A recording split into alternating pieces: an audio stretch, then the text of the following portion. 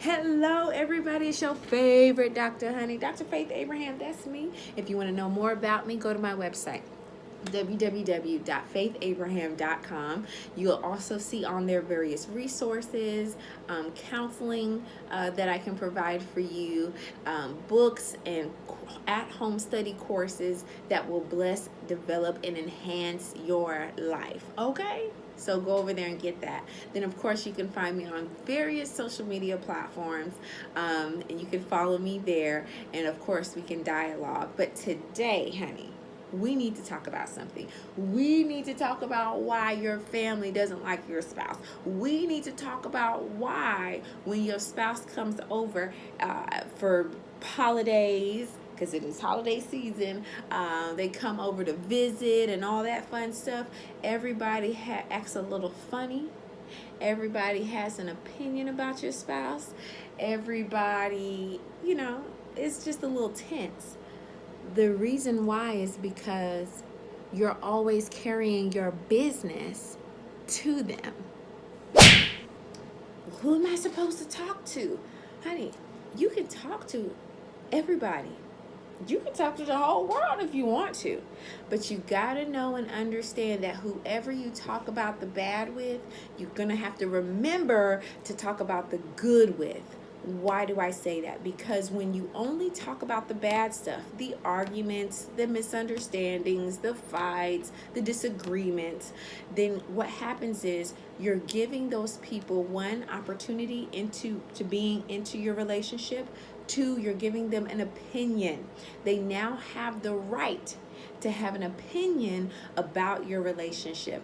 And here's the problem. Most people are not that logical. Most people are not that sensible. Most people are going to take your side because they love you and they're looking out for you. They're not necessarily looking out for your spouse.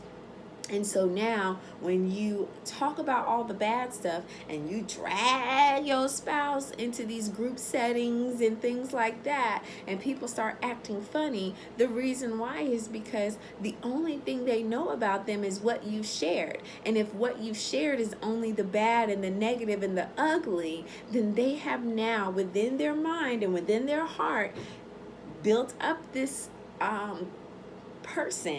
fictional person about your spouse that they don't like them, or they're not reasonable, or they don't think well, and all of these different things. Can you talk to somebody in your family about your spouse? Sure you can, but just don't forget to take the good, the bad, and the ugly. If you're going to take one part, you got to take all the parts. You can't just take the bad part and cry and vent and moan and groan and complain and then not follow up and say, well, we resolved that, or I was being too emotional, or he was being too emotional, or vice versa. You have to have that balance, because otherwise those people are going to have this misguided view of your spouse, and they're going to treat them according to the way that they perceive them, the way that they view them. Okay? And if you don't let them know that you guys have resolved it, or you guys are a work in progress, then honey, every time there's a holiday, every time there's a gathering, every time there's a family reunion, somebody's going to have something to say about your spouse.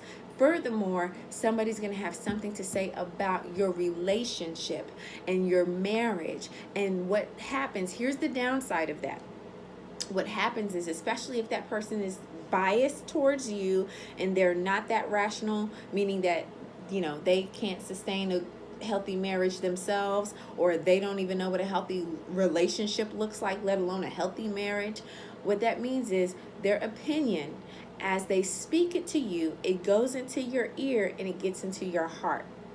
And now what's in your heart is what you're now going to release to your spouse. And so what that looks like is this. You love your spouse. You may honor your spouse, but the thoughts and the ideas about your spouse that your family members, right, have given you and fed you is what you're going to now enact and put into your spouse, thereby convoluting and ruining your relationship.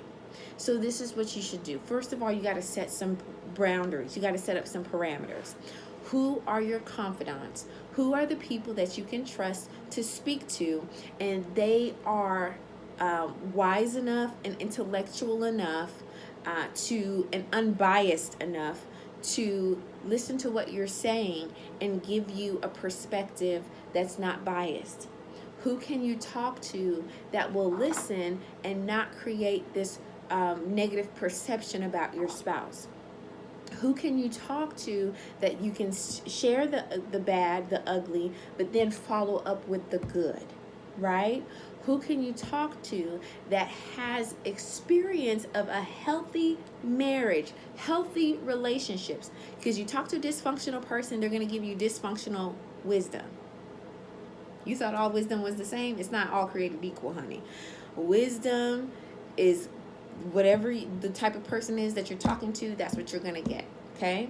So that's why therapists, counselors like myself are great resources, or spiritual or a mentor, a relationship mentor that can help you get you where you need to go, because you're not perfect.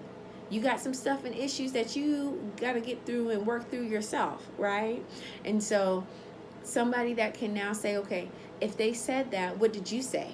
How did you respond? What did you, they have enough understanding to know that it takes two to tango.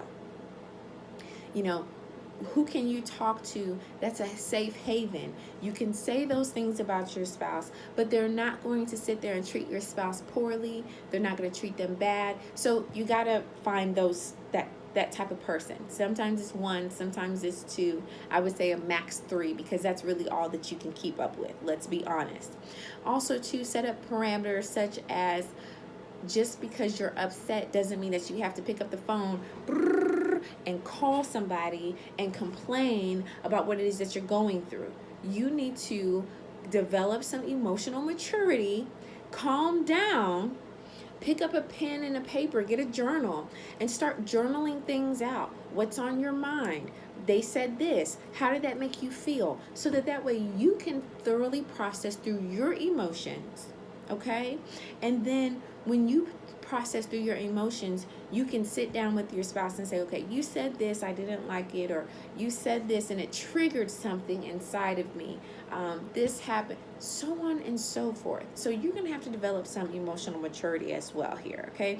You're going to have to develop some discipline to not run and go tell everybody what it is, okay? Then also to what you're going to have to do, set some parameters, some boundaries as far as you guys' arguments. What does that look like? If it's in the heat of the moment, you're yelling and screaming. Some people end up punching walls, or some people like to leave the house. What are the boundaries and the parameters around you guys' arguments? Okay? Because if you don't have that, then anything goes. And if you get upset enough, then you're going to see humanity within your spouse that you may not like. So set some boundaries there. If there's no arguing, standing up, you got to sit down if we're having a heated conversation. If it gets too heated, let's take a break for how long? 10 minutes, 30 minutes, an hour, and reconvene. If the kids are around, we don't argue about things until they go to sleep or they go to school or what have you. If other people are involved in the conversation, do we need to have those people around us like that? If you don't set up boundaries and parameters, when things get heated, you're going to act out of emotion. But when you have boundaries and parameters, then those boundaries are going to set forth the limits. Okay, so you don't get yourself in trouble, and you don't allow the opinions of other people to ruin what you have with your spouse. Now, of course, all of this is sans mental abuse, psychological abuse, physical abuse, any type of domestic abuse, violence. All of those are a non-factor. When your family members are telling you, hey, this person is putting their hands on you, they're abusing you, they're abusing the kids, that is, now you need to separate yourself and get yourself to a safe place. Okay? And yet, even in that, you should still have some people that can help you create a safe haven and safely exit that relationship. So that's why your family doesn't like your spouse. You keep telling them things about them that no one would like about them, but you don't let them know when good things happen or when you guys resolve the issues. So again, find someone that you can talk to. One person is great. At least that way you can track yourself. Okay, you can track yourself, but you know, two is okay. Try and stay away or refrain from speaking to your family all the time when things go down in your marriage. Okay, unless you know that they can handle that and they can actually be people who will help you get to a healthy place again within the marriage. And then you will be able to not only preserve your marriage, but you'll also preserve the love and the honor that you have for your spouse. Now, if you like that video, I have many more videos on relationships. Check them out. Don't go anywhere. If you liked it, hit the like button at the bottom. Put your comments below. Why do you think people don't like, other people's spouses? Other than taking the bad stuff to them, right? And then subscribe and hit the notifications button so that you will be notified when I put up another video, so we can have a nice, healthy conversation. Until then, I'm Dr. Faith Abraham. Love you, and I'll talk to you soon.